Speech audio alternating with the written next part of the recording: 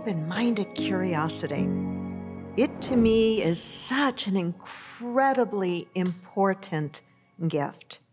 It's something that I think if we can nurture and celebrate in one another, we can find ourselves growing and evolving into better individuals, better societies, better humanity, actually, to keep our minds open, to be curious, to move into the energy, really, of what that song was all about, the wonder of it all. So we've been exploring some ideas from a book that I have given kind of a disclaimer. I think every week I've mentioned it, wanting to be respectful of just how diverse our community in person and online may be.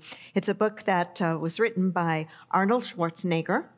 And the title of the book is Be Useful. Some of you have told me that you've gotten the book and you are enjoying it, but you find that my way of sharing it with you is a little bit softer and that you kind of like that. And of course, you're getting my take on it and my stories and my life experiences as well. But I selected the book because first, I was drawn by the title. I have always wanted to be useful. To me, one of the very worst things that could happen to me would be to live an unproductive life and to be bored. I like to be engaged. I like to be active. I like to be involved. I don't mind hard work. I don't mind messy work. I'm all about being useful. So the title of the book was of great interest to me. And then when I did what I usually do is I'll look at the kind of like the chapter titles to see, well, what's the gist of this book? And do I resonate with it? Do I think there's something of value in here? And I found that there was so much of these 7 tools, every single one of them really, are things that I have taught about before, that New Thought emphasizes, including what we're taking a look at today, the idea of curiosity. We've looked at vision, we've looked at big thinking, we've looked at hard work, we've looked at direct communication, we've looked at resilient problem solving. Today, of course, it's going to be on curiosity. And if you've missed any of the lessons, we do have them all on our YouTube channel and on our Vimeo channel, so you can go back and grab those if you want. I want to tell you, though, that the audible version of the book, which is what I was listening to, compared to the actual physical book, there are some differences in the titles of the chapters, which I found interesting. I'm calling this tool Be Useful, but the actual chapter was a little less kind in the title. The chapter title is Shut Your Mouth, Open Your Mind. But in a way, it says it all, right? In a way, it says it all, or at least it says a lot. As the saying goes, we've been given 2 ears and only 1 mouth. Perhaps we are meant to listen twice as much as we talk. You know, whenever I say something like that, I feel so vulnerable because here I am up in front of you doing what? Talking, right? It's talking. In the Bible, we're told, let every man be swift to hear and slow to speak. Swift to hear and slow to speak. Or these words of wisdom from the Dalai Lama. When you talk, you are only repeating what you already know. But if you listen, you may learn something new. Isn't that beautiful? And I had the occasion, in fact, not 1, but 3 different occasions to spend with a small group of people several days with His Holiness the Dalai Lama. And one of the many gifts that I walked away with from those experiences was just watching him. And when somebody would be speaking to him, and it didn't matter whether it was a world-famous person speaking to him, like Ela Gandhi, Mahatma Gandhi's granddaughter, or scientists speaking to him, or somebody that was setting up the room or checking the microphones, or the ministers that were there. He gave every single person the same kind of heart and attention and presence when he was listening to them.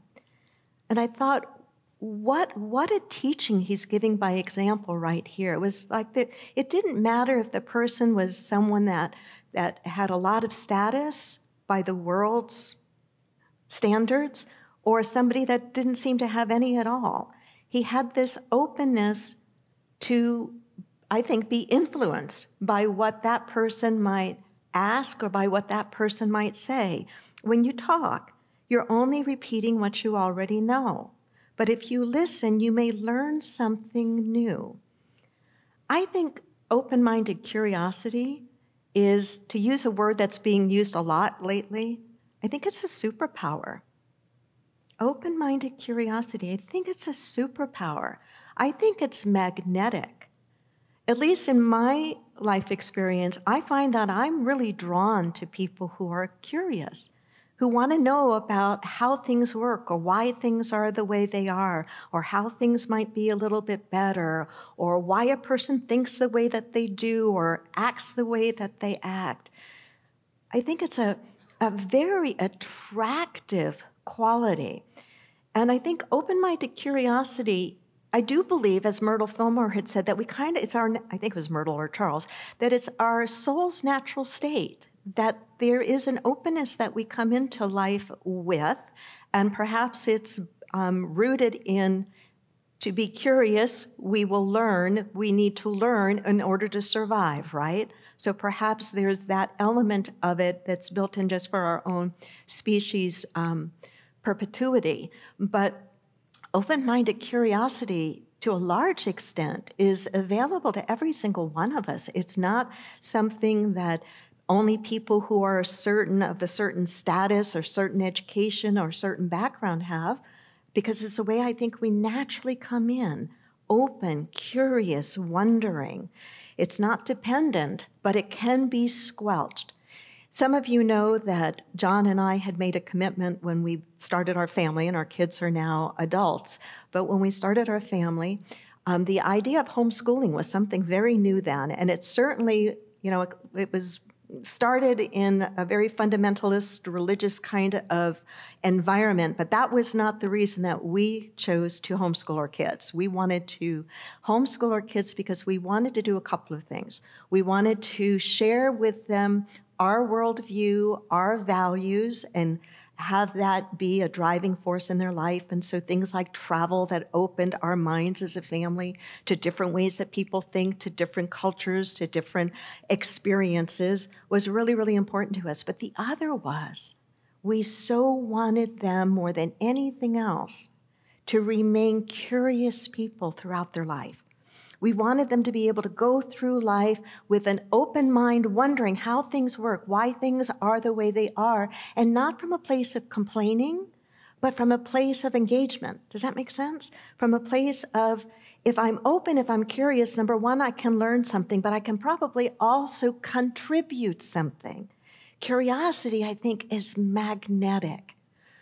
Think about so many of the people that we learned about that were innovators, that made the world and the days and the times in which they lived better. Think of Leonardo da Vinci.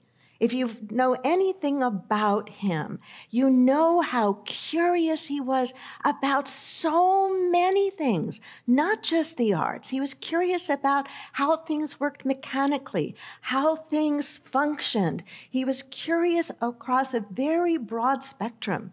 I remember going to a museum in Florence dedicated to Leonardo da Vinci's sketchbooks and contraptions that he made.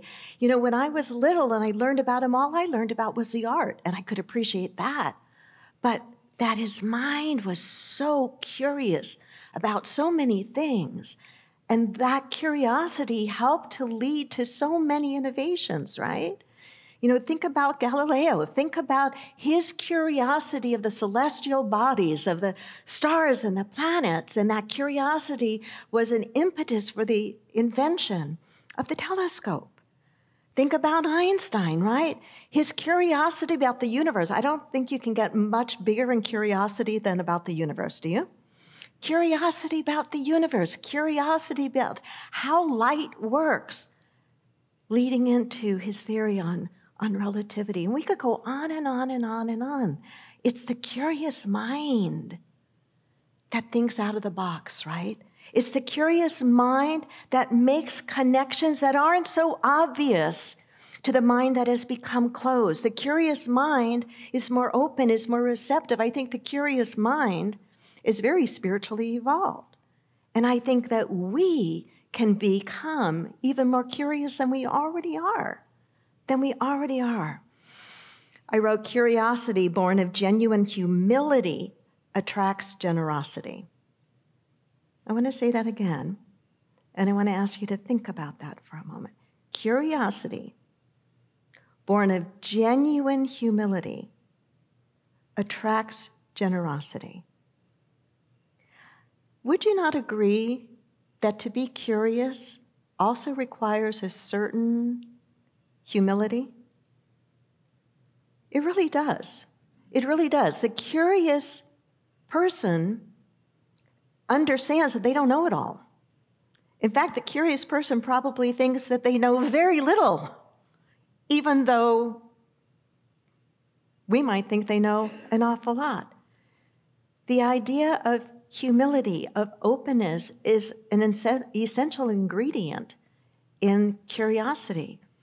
And my experience has been that when you are open, when you are curious, when you're coming from a place of, Japanese term is shoshin mind, beginner's mind, and you reach out to someone who has a lot of answers or has a lot of experience or someone that knows things that you don't know, and you reach out from that place of openness, that place of humility, genuine curiosity, more often than not, they just want to be there to share with you whatever it is that they know.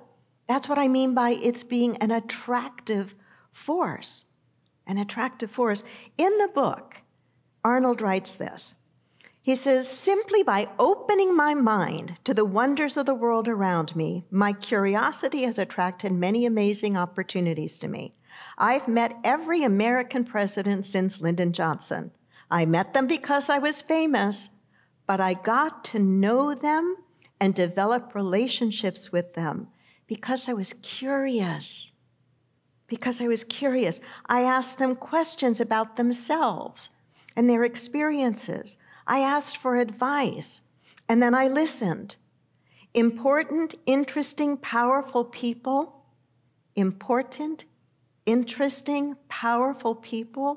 are drawn to those who ask good questions and listen well.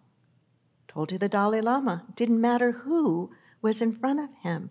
He was curious. He listened with his ears, with his eyes, his mind, his heart. When you're curious and you're humble enough to admit that you don't know everything, people like that want to talk to you. I think he's right. They want to help you. Your curiosity and humility show them you don't have too much of an ego to listen to them. When you're closed-minded, they know there's no reason to waste their breath. What's the point of trying to teach you something if you already are so sure you've got it all figured out? Can I have an amen to that? Yeah. Why is it sometimes that we don't act upon our curiosity?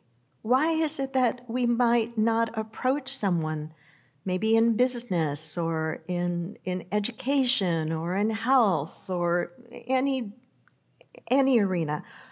Why might we be reticent to reach out to them to ask for help and guidance?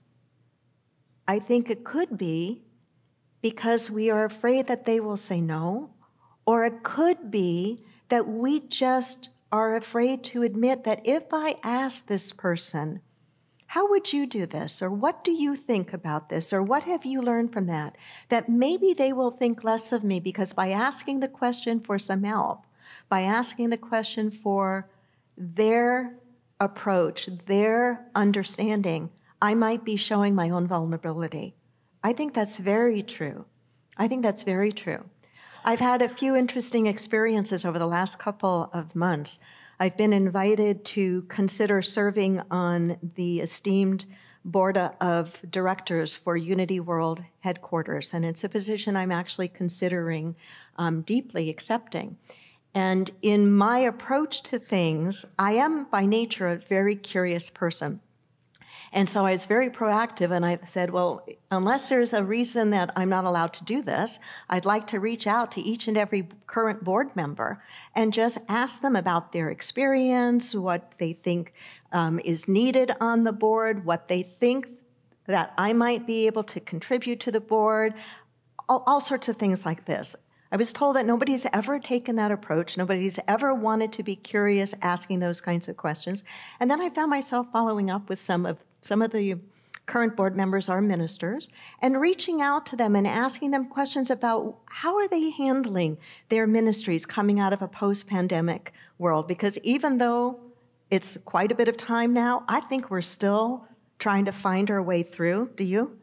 I think we are. I think it's still, and I'm not just talking about in church, I'm talking about businesses, families, education, life. We're still trying to figure out what life is like on this side of things now. And so I've reached out to some of the board members and ministers who are far less, what's the word I'm looking for? Have far fewer years behind them in ministry. I've got a lot of years now. But I'm reaching out to some that maybe have 5 years, 6 years, and saying, what are you doing? And what's so interesting to me is they are shocked because of how long I've been doing what I'm doing, that I am saying to them, I'd like to learn from you. I'd like to see what it is you're doing because you probably are thinking about things in a way that I'm not. And I know that while I have a lot of good experience, there's a lot I don't know. And there's probably even a lot more that I don't know that I don't know. That's the part that's the hardest part, right? That's our blind spots. When we have this attitude of openness, it doesn't mean that we forget all of the things that we do already know and where we might be skilled. We can still hold that and still say, you know what? There are some things I can't figure out. What do you know? So let me ask you to kind of personalize this for yourself for a moment. Is there any place in your life right now that you'd like to be doing better? As a teacher, as a parent, as a business owner, as an entrepreneur, is there any area in your life that you'd like to be doing a little bit better?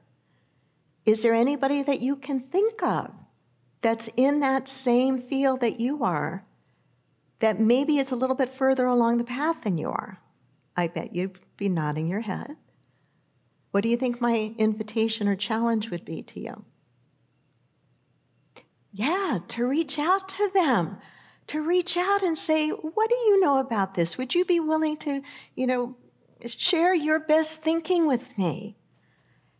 Let me flip it for a moment. Have you ever been on the receiving end of somebody asking you a question like that? Nod your head if you have. How did it make you feel? Let's make it really simple. Did it make you feel good or bad? Good. And that's a very poor. It probably made you feel valued. It probably made you feel seen. It probably made you feel respected, appreciated. And what did you want to do? You wanted to help. You might have had to say to them, I can't do it right now, but I do want to be there for you, and I'll share it with you what I know. So how do we make it, maybe a part of it is we need to make it safe, right? We need to make it feel safe to ask these kinds of questions, to live with this kind of open heart, because each of us has a contribution to make. Not just one, probably many. So how do we do some of this? I think we need to, I'm not a good promoter. I was going to say not to promote my book. We need to learn how to ask good questions. The only book I've ever written is a book, Ask Yourself This. I'm a proponent of the importance of asking good questions and knowing that the quality of the questions that I ask of life, of God, of myself, of my mentor, of my therapist, of whomever, the quality of the questions I ask are going to drive the quality of the kind of answer I get back. And so getting better and better at asking good questions, keeping your mind as open as you possibly can, to not be afraid to think about things in a new way or a different way, to challenge yourself, to find connections among things that maybe you never thought related before. I'm not much for video games, but, and I'm not even sure if this is called a video game. But my son turned me on to the New York Times daily games. And there's Sudoku. I don't even know if I'm saying that right, because that's not when I play, and I don't do the crossword. But I do the tile game, and I do the Wordle, which I absolutely love. And I started to do this thing called Connections. Raise your hand if you know what I'm talking about. Oh my God, the first few times I did that, it was so hard. And I thought I had this really broad mind that could make all sorts of connections. So what this word game is, and there's a point I'm sharing it, is you're given 16 words that somehow relate to one another in groups of 4. And the idea is to look at these 16 words and come up with the correct 4 groupings of 4 and be able to say why those words are related to one another. And they can be related in so many different ways. And what I found is, it's, for me anyway, is a real exercise in trying to expand my mind to approach something as simple as a list of words and really stretch and try to say, how might these things be connected? It's like, you know, if you want to exercise your muscles, you know what to do, right? There are weight exercises you can do. There are yoga stretches that you can do. You can exercise your physical body in some very tangible, easy to see and learn ways. How do you exercise your mind? I think it's in these kinds of things that where we put ourselves in a place to try to stretch, to try to grow, to try to make connections. Use it or lose it is true on so many levels, right? What happens to a muscle if we don't use it? It atrophies. What happens to ripe fruit if we don't eat it? It rots. What happens to a coupon if we don't use it? It expires. Use it or lose it. So I've shared with you just a kind of a smattering of ways of approaching curiosity, of keeping it alive in yourself, of practicing the humility to be willing to reach out to someone that maybe knows something that you don't know or you'd like to get better at, and see if they'd be willing to help you to live with the wonder of which Natalie was singing when she sang Denise's song about the wonder of it all, to just recapture some of that natural childlike curiosity and wonder about the world. Why are things the way they are? And not from a place of depression, not from a place of we can't fix this, not from a place of poor me, but from a place of, if I can understand the why, maybe I have a piece of solving the what. Maybe I can be a piece of the problem. How can I stretch my mind? Maybe there's a word game I can play. Maybe there's just being with curious people and paying attention to the way that they are. Or maybe it's as simple as the way Arnold titled the chapter, to shut my mouth and open my mind. Namaste.